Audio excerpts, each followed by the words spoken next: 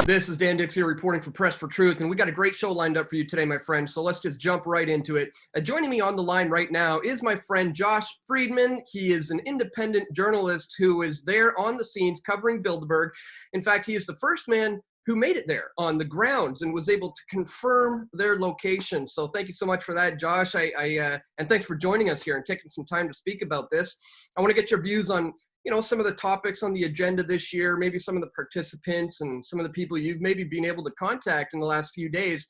But why don't you start off with, how did you first hear about that it was actually going to be happening this year in 2022? When did you first hear about it? And when and how did you first hear about it? Well, thank you for having me, Dan. It's unfortunate that we have to do this digitally or virtually rather than together in person outside of the Mandarin Oriental here in DC.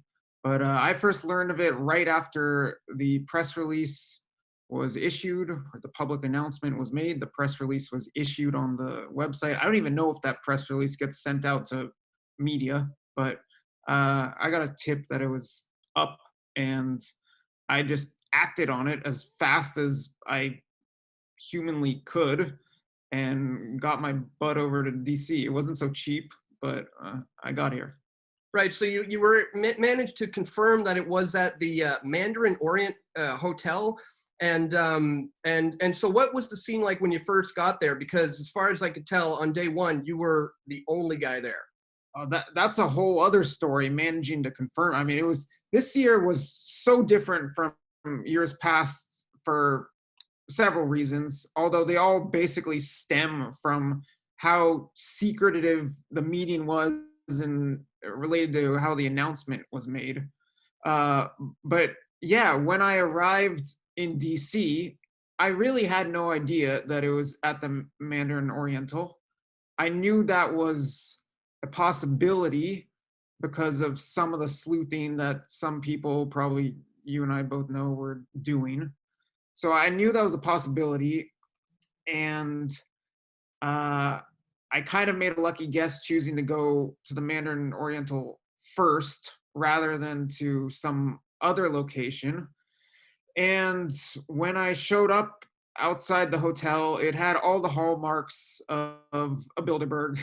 I probably don't need to explain to you, but maybe the audience isn't as familiar with it, where you've got a hotel that is eerily fenced off. It's just not normal for a nice hotel, a not so nice hotel, 5-star, 2-star, whatever, to be just completely fenced off and to have all these SUVs, these black SUVs outside with the tinted windows and cop cars placed variously varying spots outside the hotel, and just a really eerie vibe that you and I would probably both say, well, that's a Bilderberg vibe. But unlike in years past, when I showed up, or probably in your case, when you showed up at a hotel and saw all the hallmarks of a Bilderberg and was expecting it to be a Bilderberg, in this case, even then I still was not sure. And journalistically, I could not confirm that Bilderberg was actually taking place there until late in the day on Friday, which really shows you how secretive the event was, because the event started on Thursday. Presumably there was no one on the outside on Thursday. On Friday, I was basically the only person on the outside. At one point, I ran into a freelance photographer who just came and shot a photo of someone and basically left. Maybe was there for minutes.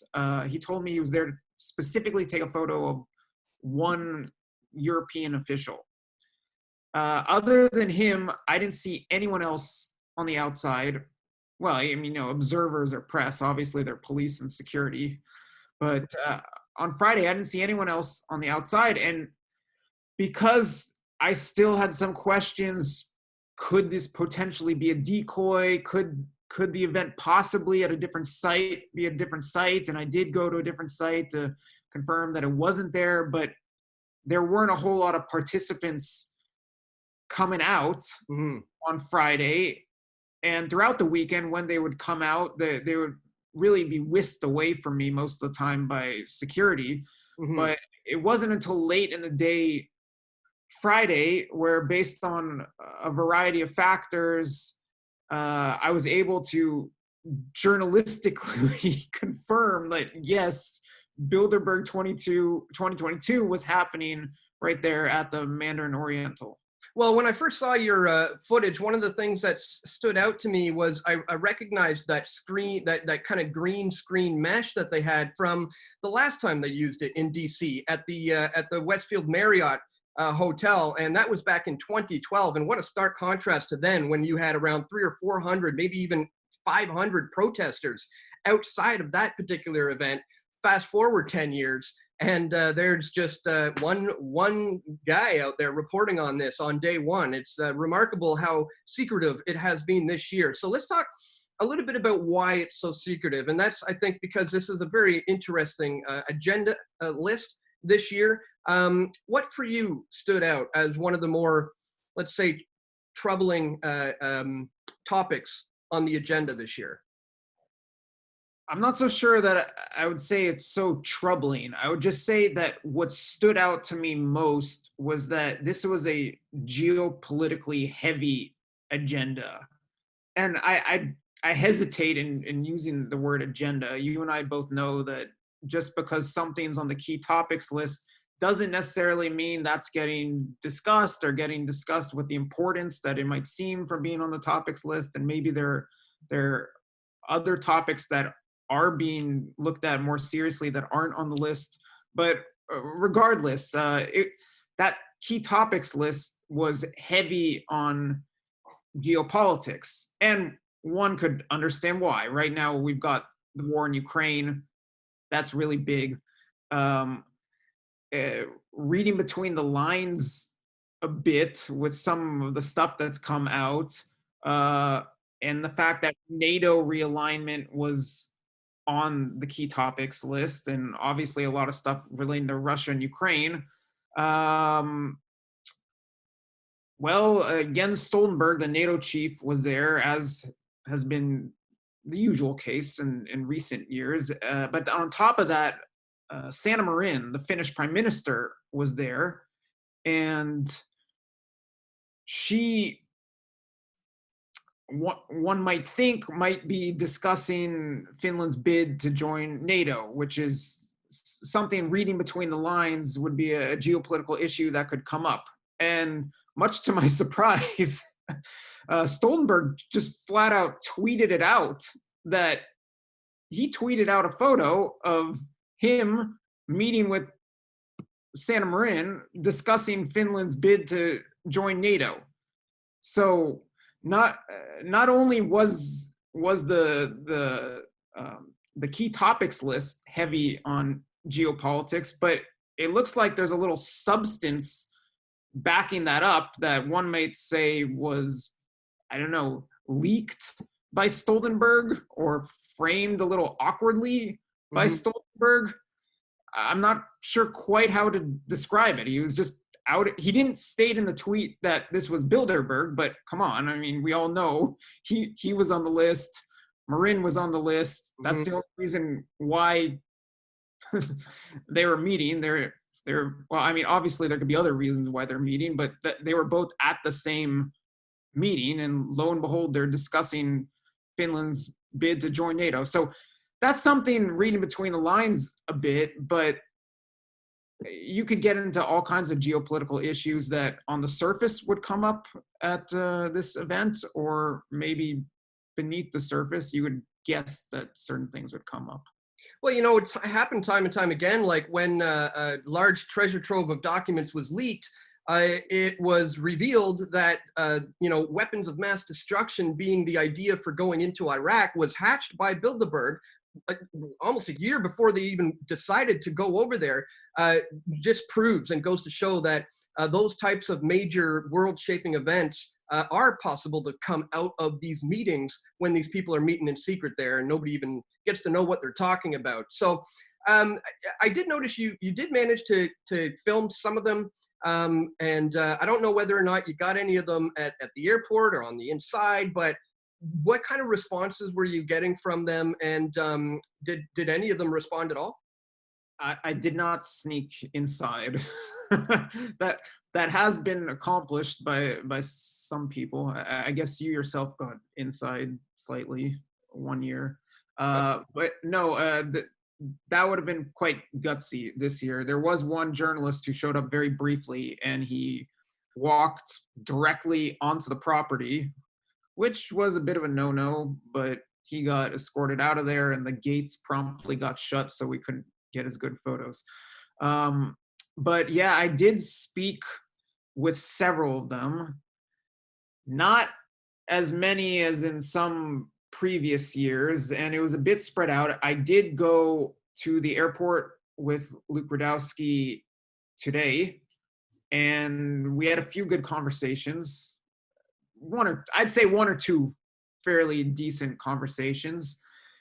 During the meeting itself, the security personnel were repeatedly granted, I can't hear what they're saying, but it's obvious from the motions. They're repeatedly instructing participants who would wander out close to the sidewalk or even onto the sidewalk to get away from me, including the Dutch Prime Minister, Mark Rutte, who I would say somewhat peculiarly keeps coming back to Bilderberg, but I don't know, maybe he's more of an insider than merely being the Dutch Prime Minister, or maybe it has something to do with the Dutch royalty and the Netherlands connections to Bilderberg. But he acknowledged me. He didn't talk to me.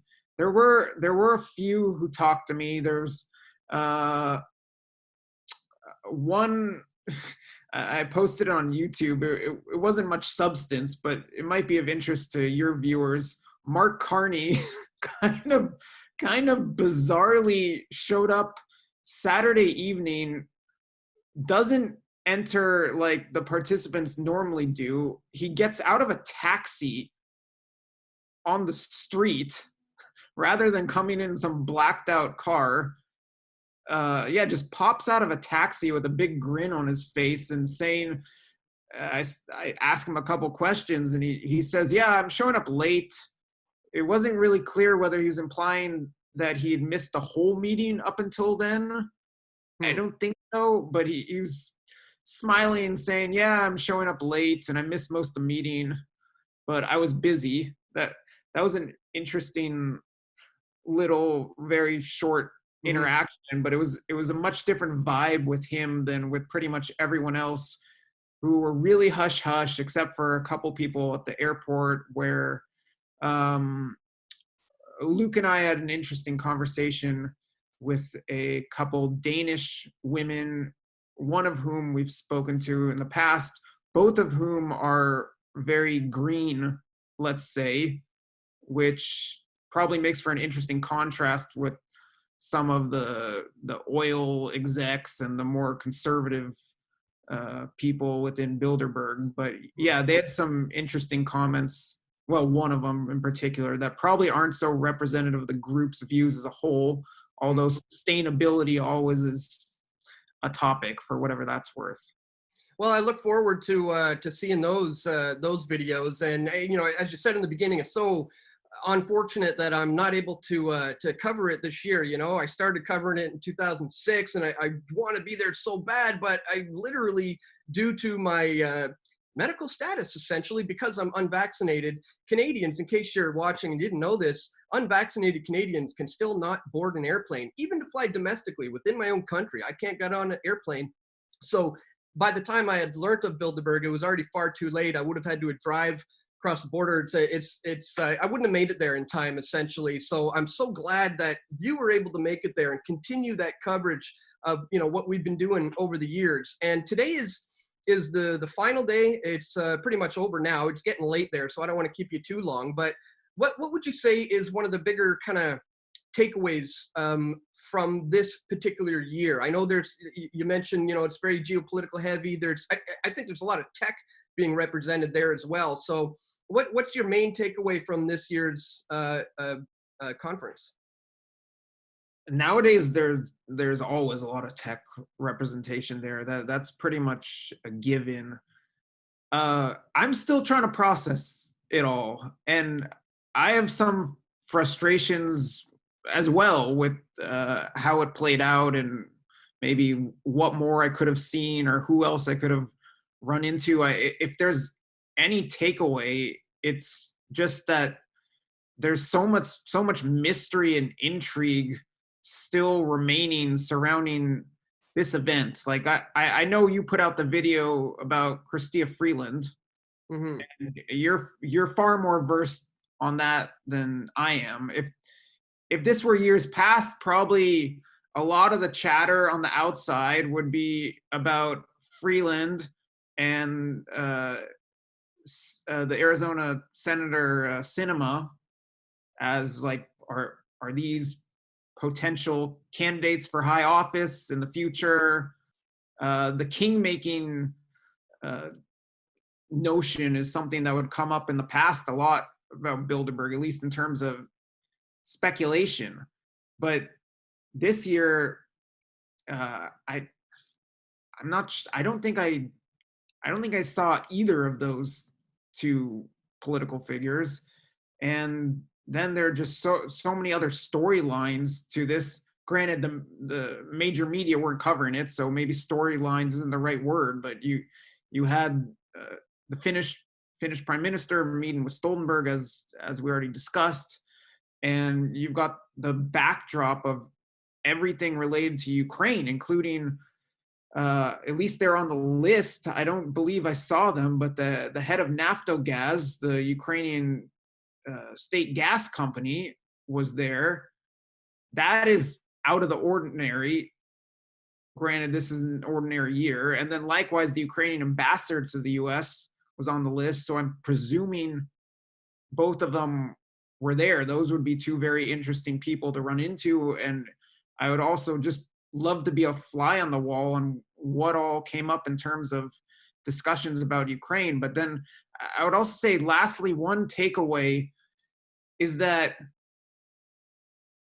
it seems as if rather than trying to proactively see that some vision or worldview of theirs becomes reality, as maybe you've characterized it, it seems like Bilderberg is more reactive this year. It seems like there have been all these things that have gone wrong from their vantage point, at least let's say the steering committee, and there's all this chaos in the world, and now they need to react to it. So they need to react to all the financial disruptions, and you see topics like the economy and continuity of government and the disruptions of the global financial system, stuff like that, and obviously Ukraine. So it seems as if Bilderberg is in a very reactive mode this year. Well, we do know their essentially modus operandi is order out of chaos, and whether or not that chaos is caused by them doesn't even matter. At this point, as you said, they're reacting to the chaos and in a chance to bring about some order, I put in quotes, because their so-called order might not be what we want. But again, this is why we need to have journalists on the ground there covering it, like you and Luke Radowski of We Are Change was able to make it there as well. So why don't you tell people where they can find you if they want to check out some of this footage, some of this coverage? Where's the best place for people to go? Well, speaking of We Are Change, I did a 2-hour live stream on the We Are Change YouTube channel with Luke today. But then also, this time I've been tweeting a lot at Freeman Reporter. That's where I've been giving live updates about the conference. And then I've posted several YouTube videos, just the Josh Friedman YouTube channel, and I'll post some more on there. All right. Perfect. Well, I want to encourage everybody to check all that out in the description. Once again, really, really great job getting out there so quickly. And, they're due for a Canadian visit. So who knows, maybe 2023, we'll see you up in like Whistler, BC or something like that. Wouldn't that be cool? I don't know, because it's probably back to Europe after. Yeah, it's tough to say, but yeah. Well, Well, we'll see. They threw everyone for a loop this year in more ways than one. That's true. That's true. So yeah, well, at any rate, hopefully we'll be able to be on the front lines next year Didn't work out this year, but maybe we can do it next year. But anyways, at any rate, fantastic job for making it out there. You keep up the great work, man. Yeah, thank you, Dan. All right, talk to you later. All right. We all want truth.